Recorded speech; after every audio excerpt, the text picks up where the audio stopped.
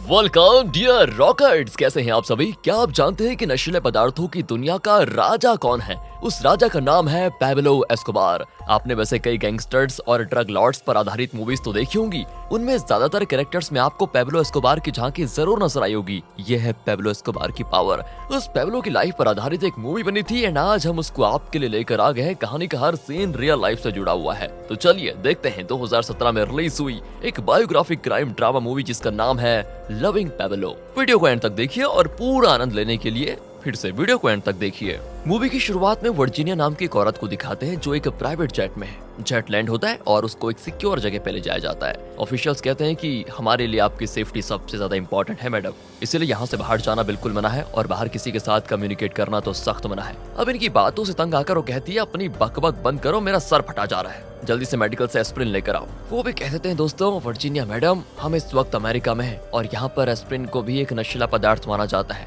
और बिना प्रिस्क्रिप्शन के ये मेडिकल में भी नहीं मिलेगा। ये सुनकर तो वर्जीनिया जोर से ठाका मारकर हंसती है। वो मन ही मन सोचती है अगर थोड़े से एस्प्रिन को ये लोग नशीला पदार्थ समझते हैं तो न जाने पैब्लो एस्कोबार के माल को ये लोग कहेंगे क्या। तो पैब्लो के बारे में यहाँ कोई भी उतना नहीं जानता जितना वर्जीनिया जानती है। असल में वर्जीनिया कोलंबिया में रहती थी और कभी अमेरिका आई ही नहीं। अब वो कोलंबिया छोड़कर अमेरिका आई है तो जाहिर है कोलंबिया में उसे कोई प्रॉब्लम हुई होगी और वर्जीनिया उसी प्रॉब्लम के बारे में सोच रही होती है। एंड तब हमें फ्लैशबैक में पैब्लो को दिखाते हैं जो कि कोलंबिया में एक बहुत बड़ा ड्रग लॉर्ड है, नशीले पदार्थों का देवता। मतलब अगर वो कुछ करने की ठान लेता है तो उसे उस दुनिया में कोई नहीं रोक सकता। और एक चीज आपको बता दूं, उसकी डिक्शनरी में रहम, इंसानियत इन जैसे शब्द तो है ही नहीं कहीं। मतलब एक दिन की बात है, वो अपनी गैंग के साथ बाइक में जा रहा होता है। अचानक रास्ते में घोड़ा आ जाता है एंड एक आदमी घोड़े से टकराकर नीचे गिर जाता है और घोड़ा भी। पैब्लो कहता है घोड़े को उड़ा दो, ये कहकर वो आराम से चल देता है। यहाँ दोस्तों पैब्लो जो एक बार कह देता है उसे ना मानने की किसी की हिम्मत ही नहीं होती। उसका आदमी झट से घोड़े को गोली मार देता है और फिर सभी वहाँ से निकल जाते हैं।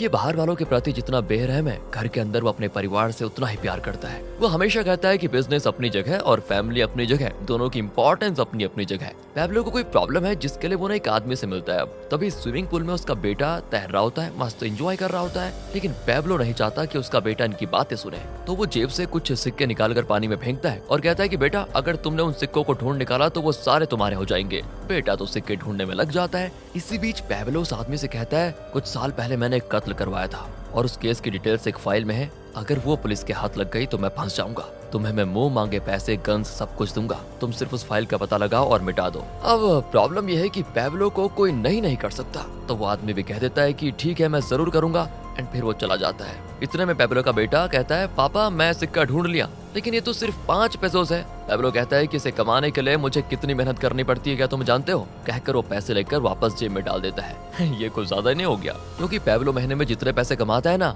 उन करेंसी नोट्स के गट्ठों को रबड़ बैंड से बांध कर रखता है। और यकीन नहीं करोगे 2.5 लाख के तो वो सिर्फ रबर बैंड से खरीदता है, तो समझ लीजिए वो कितने पैसे कमाता होगा। लेकिन वो 5 पेसोस को भी वेस्ट नहीं करना चाहता। ये होता है पैसे का जुनून। इससे उसका कैरेक्टर समझ में आ जाता है दोस्तों कि उसके लिए मतलब हमारे लिए जैसा एक पैसा कुछ नहीं रखता, उसके लिए बहुत कुछ रखता है। कट करके यहाँ से वर्जीनिया को दिखाते हैं जो एक जर्नलिस्ट है। अब प्लेन एक जगह लैंड होता है तो वहाँ पर बहुत सारे आदमी गन तान कर खड़े होते हैं। वर्जीनिया घबरा जाती है, लेकिन तब उसका साथी कहता है कि डरो मत, ये पैब्लो एस्कोबार के आदमी है, तुम्हें बस पैब्लो एस्कोबार का इंटरव्यू लेना है, डरने की बात कुछ नहीं है। असल में दोस्तों वर्जीनिया ने पैब्लो को कभी देखा तक नहीं था, सिर्फ उसके बारे में सुना ही होता है। पैब्लो ने आज अपने घर में एक पार्टी रखी होती है जिसमें वर्जीनिया भी शामिल होगी। प्लेन लैंड होता है तो वहाँ पर पैब्लो हाजिर हो जाता है। वो भी कहता है थोड़े स्टाइल में, डरिए मत, ये गन सिर्फ जानवरों के लिए है। फिर वो उनको एक जगह पे लेके जाता है जहाँ पर हाथी नहा रहे होते हैं। वर्जीनिया तो नहीं जानती कि ये पैब्लो एस्कोबार है और वो पैब्लो का खूब मजाक उड़ा रही होती है। लेकिन पैब्लो भी गुस्सा होने के बजाय वर्जीनिया को देखकर हंसने लगता है। तो शाम को पैब्लो की पार्टी में वर्जीनिया अपने साथी के साथ जाती है।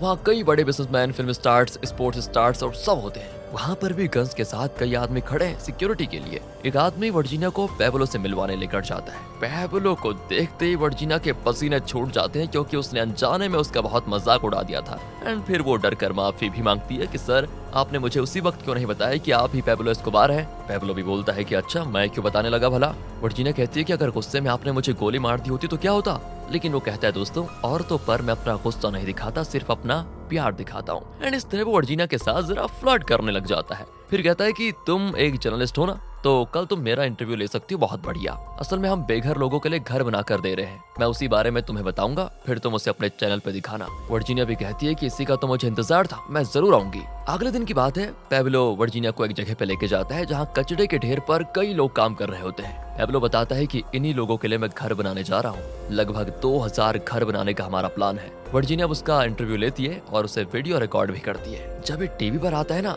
तो पैब्लो को लोग बिल्कुल रॉबिन हुड समझने लगते हैं। पैब्लो का अच्छा नाम हो जाता है। दूसरी ओर सरकार मौका ढूंढ रही होती है कि पैब्लो को कैसे अरेस्ट करे, लेकिन कहाँ पैब्लो ने बड़े बड़े पॉलिटिशियंस को पैसे देकर उनको अपनी जेब में बंद करके रखा होता है, इसलिए उसे किसी का भी डर नहीं होता। अब पैब्लो और वर्जीनिया थोड़े क्लोज होने लग जाते हैं और पैब्लो अपनी पार्टीज में भी वर्जीनिया के साथ जाता है। उसके आदमियों को तो लगता है कि शायद ये हमारी नई भाभी बन गई है। भाभी नंबर 2 दोस्तों। यहाँ से पैब्लो और वर्जीनिया के बीच प्यार होने लगता है। पैब्लो भले ही नशीले पदार्थ स्मगल करके पैसे कमाता है, लेकिन उन पैसों को वो गरीबों के लिए खर्च भी करता है, इसलिए वर्जीनिया पैब्लो को बहुत पसंद करने लगती है। और पूरे कोलंबिया में देखें तो नशीले पदार्थ के बिजनेस में पैब्लो से कोई टक्कर नहीं ले सकता। लेकिन पैब्लो अमेरिका में भी अपना बिजनेस बढ़ाना चाहता है। कट करके अमेरिका के एक हाईवे को दिखाते हैं जहाँ पर अचानक एक ट्रक बीच में आ जाता है और सारी गाड़ियां एक तरफ जाम हो जाती हैं। तब दूसरी तरफ रोड खाली होता है और वहाँ पर पैब्लो एस्कोबार का प्राइवेट प्लेन लैंड करता है। इस प्लेन में पूरे का पूरा माल भरा हुआ है दोस्तों। इस प्लेन के आने की खबर पहले से अमेरिका के ड्रग डीलर्स तक पहुंच चुकी थी।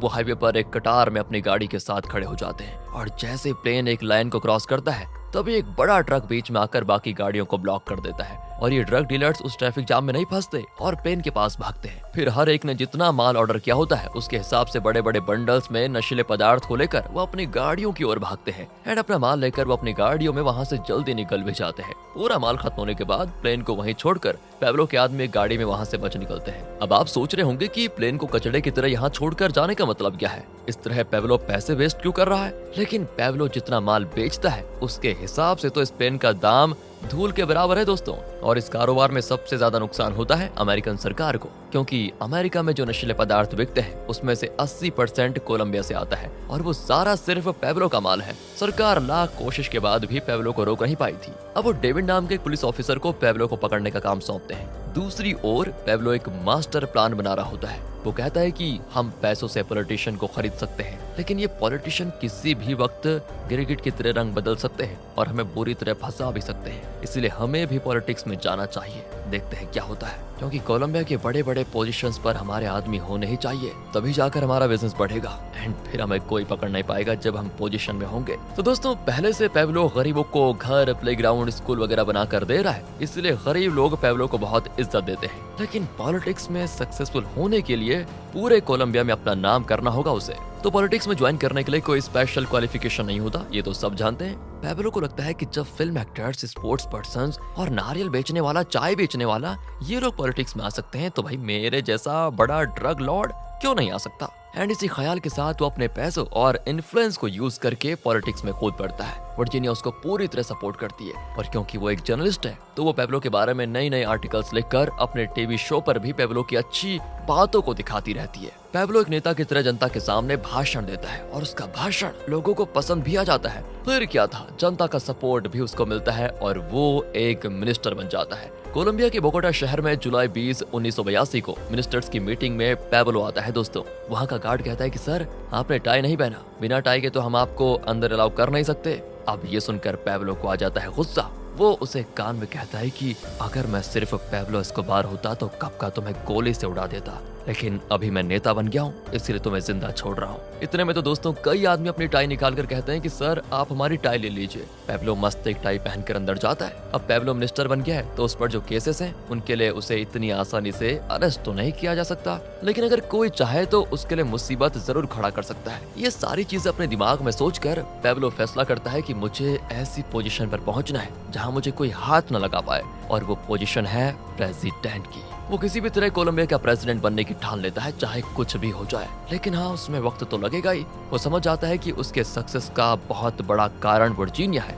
जिसने अपने टीवी शोज के जरिए उसे इतनी पब्लिसिटी दी और उसी से जनता को पैब्लो पर विश्वास होने लगा। इसलिए वो वर्जीनिया के सूटकेस में पैसे भर देता है। ऊपर से उसे एक बहुत ही कीमती डायमंड नेकलेस भी पहनाता है। लेकिन शुरुआत में मैंने कहा था कि पैब्लो के लिए उसका परिवार ही सब कुछ है। फिर वो अपने परिवार को छोड़कर वर्जीनिया के साथ क्या कर रहा है, यही सोच रहे हैं ना आप। वैसे पैब्लो को जो औरत पसंद होती है वो उसे अपनी फैमिली बना लेता है और उनसे उतना ही प्यार करता है जितना अपनी पुरानी फैमिली से। पैब्लो के दिए हुए पैसे और उसके इन गिफ्ट्स ने वर्जीनिया का दिल जीत लिया था। दूसरी ओर डेविड नाम का सरकारी ऑफिसर किसी भी तरह पैब्लो के खिलाफ बस सबूत इकट्ठा करके उसे अरेस्ट करने के लिए पूरी तैयारी कर रहा होता है। वो जानता है कि वर्जीनिया पैब्लो के साथ बहुत क्लोज है क्योंकि वो अपने टीवी शोज पर पैब्लो के बारे में खूब पब्लिसिटी करती है। एंड दोस्तों, डेविड उसी के जरिए पैब्लो तक पहुंचना चाहता है, इसके जरिए, वर्जीनिया के जरिए। इसलिए वो वर्जीनिया से मिलता है और कहता है अमेरिका में जा रहे नशीले पदार्थ का 80% कोलंबिया से आता है और मुझे ये पता लगाना है कि कोलंबिया से अमेरिका को माल कौन सप्लाई कर रहा है।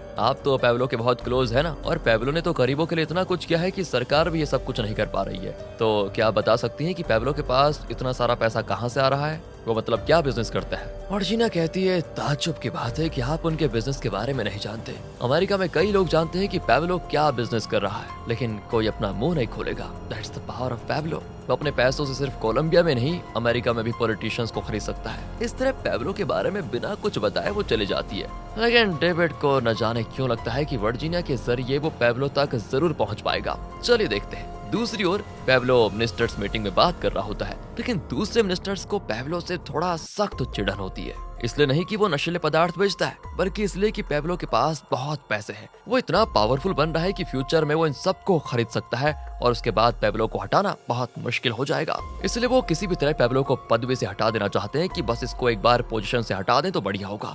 वो खुलेआम उसके ड्रग बिजनेस की चर्चा करने लगते हैं। पैब्लो को बहुत गुस्सा आता है क्योंकि उसके पास इतनी दौलत है, लेकिन उसके बावजूद ये लोग उसकी खिल्ली उड़ाने में कामयाब हो गए। कैसे? वो गुस्से में उठकर चला जाता है। लेकिन पैब्लो को ना अटल विश्वास है कि अगर वो पॉलिटिशियंस को पैसे देगा तो वो जरूर कुत्तों की तरह दुम हिलाते हुए उसके पीछे आएंगे। चलिए इसी बीच वर्जीनिया को देखते हैं। वो जर्नलिस्ट है और उसे कल छपने वाले न्यूज़पेपर का फ्रंट पेज मिल गया था, जिससे वो पैब्लो को दिखाती है। वो कहती है कि हेडलाइंस में लिखा है कि पैब्लो एस्कोबार नशीले पदार्थ का बिजनेस करता है। ये लोग तुम्हें बदनाम करके मिनिस्टर की पदवी से हटाना चाहते हैं। ऐसे में अगर कोई और होता तो बिल्कुल बौखला जाता कि अब मैं क्या करूं। लेकिन पैब्लो ऑन द स्पॉट एक प्लान बना लेता है। वो अपने आदमी को कॉल करके कहता है कि सुनो, ध्यान से सुनो, कल सुबह एक भी न्यूज़पेपर मार्केट में नहीं पहुंचना चाहिए। जब न्यूज़पेपर्स डिस्ट्रीब्यूटर्स के पास आएंगे तो सारे के सारे न्यूज़पेपर्स खरीद लो। एक न्यूज़पेपर 5 पैसों का आता है, मैं 500 देने को तैयार हूँ, सारे के सारे खरीद लो। उसके आदमी बड़े खुश हो जाते हैं और तुरंत काम पे लग जाते हैं। इस तरह एक भी न्यूज़पेपर लोगों तक नहीं पहुंच पाता और पैब्लो के ड्रग बिजनेस की खबर जनता तक पहुंचती ही नहीं। पैब्लो बुरा ही सही, लेकिन अपने आदमियों को उसने जो प्रॉमिस किया था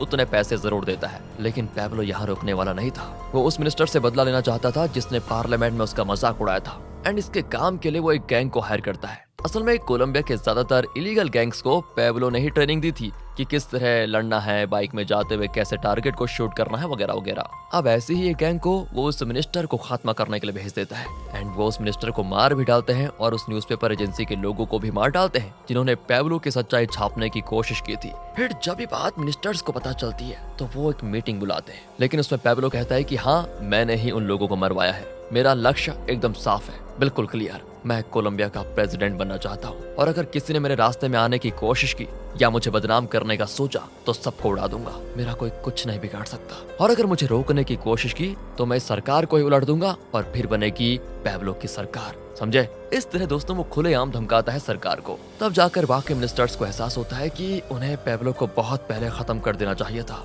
अब वो पैब्लो को रास्ते से हटा देना चाहते हैं तो कैसे करेंगे? वो पैब्लो को एक वांटेड क्रिमिनल ऐलान कर देते हैं। जो भी पैब्लो को जिंदा या मुर्दा पकड़ेगा उसको $1000 मिलियन का इनाम दिया जाएगा। ये जानकर पैब्लो चुप नहीं बैठता और पूरे कोलंबिया में उसके जितने भी आदमी होते हैं उन सबको बता देता है कि सरकार को हमें मिटाना होगा। सरकारी officers, police officers, clerks, ministers, छोटे से छोटे सरकारी कर्मचारी से लेकर बड़े से बड़े ऑफिसर, मिनिस्टर्स तक सबको मार डालो। जिन लोगों को तुम मारोगे उनकी पदवी के हिसाब से मैं तुम्हें पैसे दूंगा।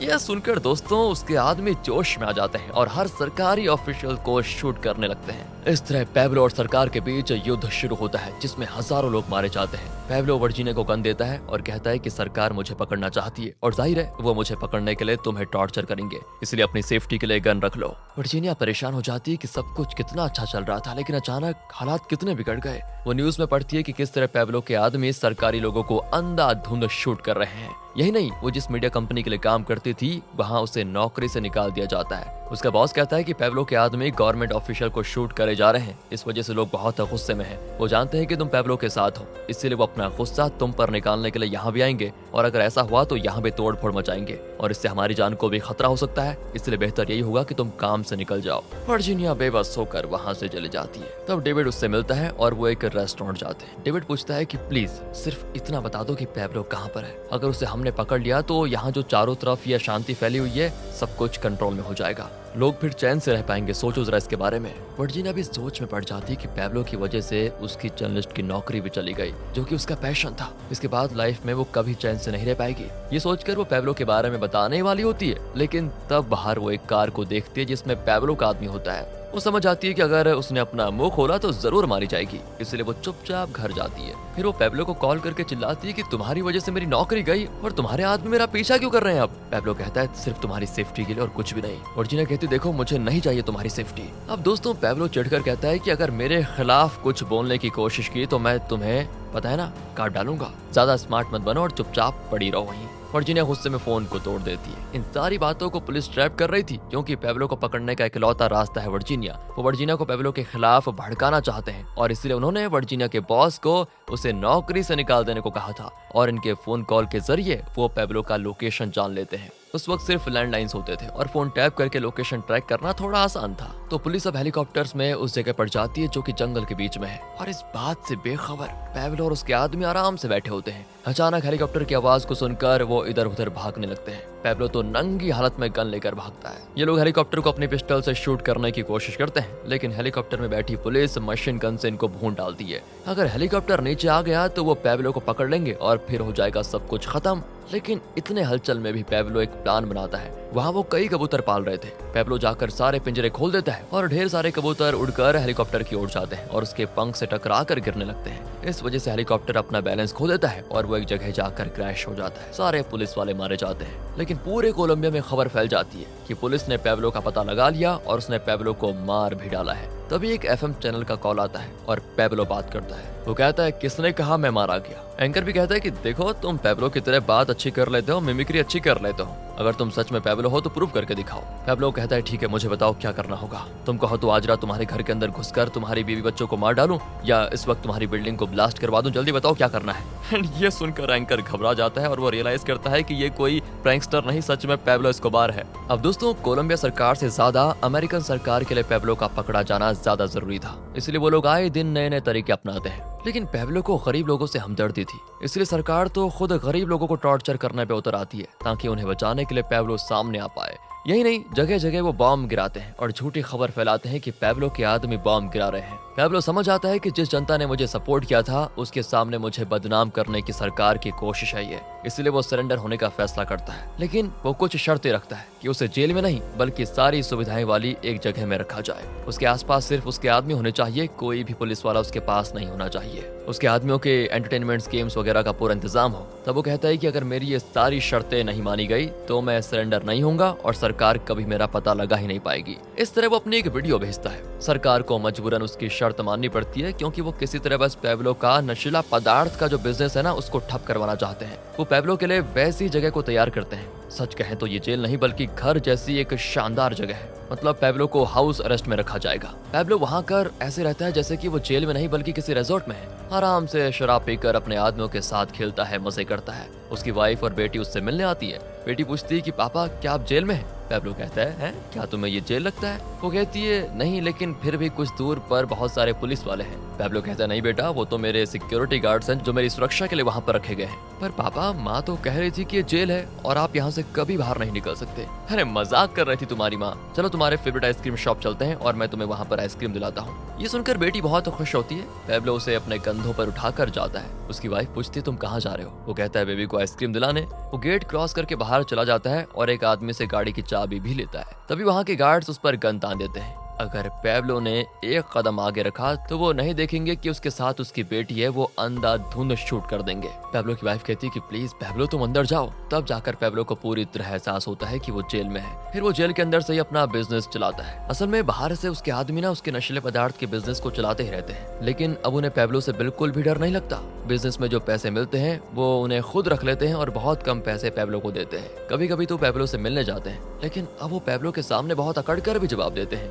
ऐसे गद्दारों को पैब्लो जेल के अंदर ही मार डालता है। सरकार और परेशान हो जाती है कि हमने क्रिमिनल की बातें मानकर उसको ऐसा जेल बनाकर क्यों दिया होगा, सिर्फ इसलिए कि वो आगे से लीगल काम न करे। लेकिन पैब्लो तो यहाँ भी कत्ल कर रहा है, इसलिए उसे पकड़ने के लिए मिलिट्री फोर्स को जेल के अंदर भेज देते हैं। लेकिन पैब्लो पहले से जानता था कि यही होने वाला है, इसलिए वो रात को ही उस जगह से बचकर भाग चुका था। अब सरकार उसे पकड़ने के लिए पुलिस को शूट एट साइट ऑर्डर देती है, जहां पैब्लो को देखो शूट। दूसरे गैंग्स भी पैब्लो के साथ नहीं देते, जिस वजह से वो बिल्कुल कमजोर हो जाता है और कहीं छिप कर रहता है। उसे और कमजोर बनाने के लिए सरकार एक और कदम उठाती है। जिस तरह पैब्लो के आदमियों ने सरकारी ऑफिशियल्स को हर जगह शूट किया था, उसी तरह मिलिट्री पैब्लो के आदमियों को शूट करने लगती है। वर्जीनिया का पैब्लो के साथ कोई कांटेक्ट नहीं होता, लेकिन पास्ट में वो पैब्लो के साथ थी, इसीलिए वो वर्जीनिया को भी शूट करने आते हैं। उस वक्त वर्जीनिया स्टोर के अंदर होती है। वो लॉक नहीं तोड़ पाते, लेकिन स्टोर के ग्लास को शूट करने लगते हैं। नॉर्मल ग्लास होता तो वर्जीनिया को गोली लग जाती, लेकिन कुछ दिन पहले स्टोर में चोरी हुई थी, जिसके बाद यहाँ पर बुलेट प्रूफ ग्लास लगाए गए हैं, जिस वजह से वो बच जाती है।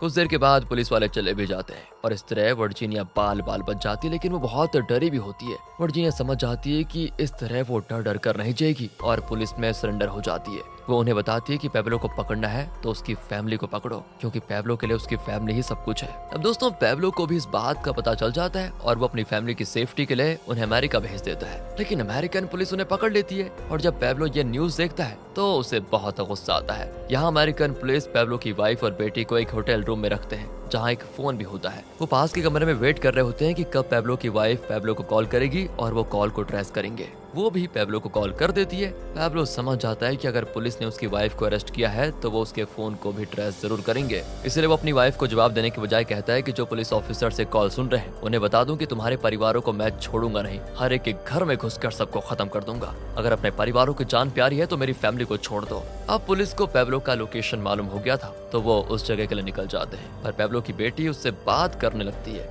इतने में पुलिस बिल्डिंग में घुस आती है और पैब्लो भी उनको देख लेता है। वो अपनी बेटी से बातें करते करते अपना गन भी लोड कर लेता है और खिड़की से बच निकलने की सोचता है। बेटी पूछती, पापा सभी आपको ढूंढ क्यों रहे? पैब्लो कहता है, क्योंकि बेटा इस दुनिया में तुम्हारा पापा जैसा आदमी है ही नहीं। तो पापा क्या आप दुनिया के राजा हैं? पैब्लो कॉल कट करके खिड़की से कूदने के लिए बिल्कुल तैयार बैठा होता है। दरवाजे के बाहर पुलिस खड़ी है तो पैब्लो दरवाजे पे गन तान कर बैठा होता है। जैसे वो दरवाजा तोड़कर अंदर आते हैं, पैब्लो खिड़की से कूदकर बच जाता है। लेकिन पुलिस वाले खिड़की से देखते हैं तो पता चलता है पैब्लो मरा पड़ा है। असल में इन्होंने पैब्लो का लोकेशन ट्रेस कर लिया था, तो उस जगह को पुलिस स्नाइपर्स ने घेर लिया था और जैसे उन्होंने पैब्लो को कूदते हुए देखा तो बाहर से स्नाइपर्स ने पैब्लो को चलाई गोली और मार दिया। ये जानकर कमरे में बैठे सारे पुलिस वाले खुशी से चिल्लाने लगते हैं। पास के कमरे में पैब्लो की वाइफ और बेटी होते हैं। वो समझ आती हैं कि पैब्लो को इन लोगों ने मार दिया, तभी इतना सेलिब्रेट कर रहे हैं। डेविड भी वर्जीनिया से कहता है कि ये सब तुम्हारी मदद के बिना नहीं हो पाता, थैंक यू। वर्जीनिया अपने किए के बारे में सोचने लगती है।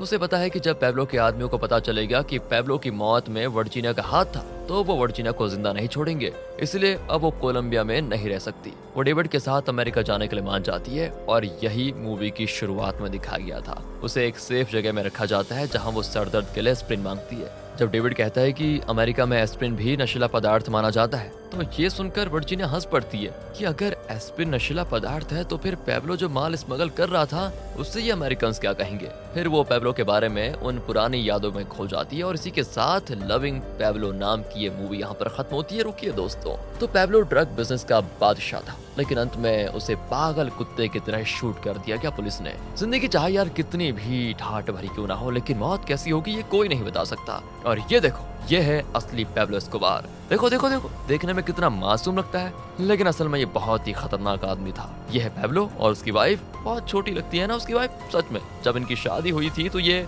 15 साल की थी सिर्फ। और पैब्लो को सॉकर बहुत पसंद था। वो अपने एरिया में सॉकर मैच भी खेलता था और अपने परिवार के साथ सॉकर मैच देखने भी जाता था। यह है वर्जीनिया जो पैब्लो का इंटरव्यू ले रही है। उस वक्त शायद पैब्लो नहीं जानता था कि वर्जीनिया ही उसके लिए यमराज बनकर आने वाली है। और ये उस वक्त की फोटोज हैं जब पैब्लो ने पॉलिटिक्स ज्वाइन किया था और जनता के सामने भाषण दिया करता था वो। और ये देखो, ये है आखिरी फोटो जिसमें स्नाइपर ने पैब्लो को शूट कर दिया था और फिर पुलिस उसकी लाश को लेकर रूफ के ऊपर चढ़कर गई थी। इस मूवी में पैब्लो के ड्रग बिजनेस के बारे में उतना ज्यादा तो नहीं दिखाया गया है, क्योंकि इस मूवी की थीम यह है कि एक जर्नलिस्ट जब पैब्लो की लाइफ में आई तो पैब्लो की लाइफ किस तरह इधर से उधर हो गई। मेनली इनके रोमांटिक रिलेशनशिप के बारे में ये मूवी थी। लेकिन अगर आपको पैब्लो की लाइफ को और डिटेल में जानना है तो नार्कोस नाम की सीरीज जरूर देख सकते हैं आप, जिसके टोटल 3 सीजन है। बहुत बेहतरीन और इंटरेस्टिंग है वो सीरीज। इसे देखकर तो लोग पैब्लो एस्कोबार की चाल, उसके डायलॉग्स को इमिटेट करने लगे थे।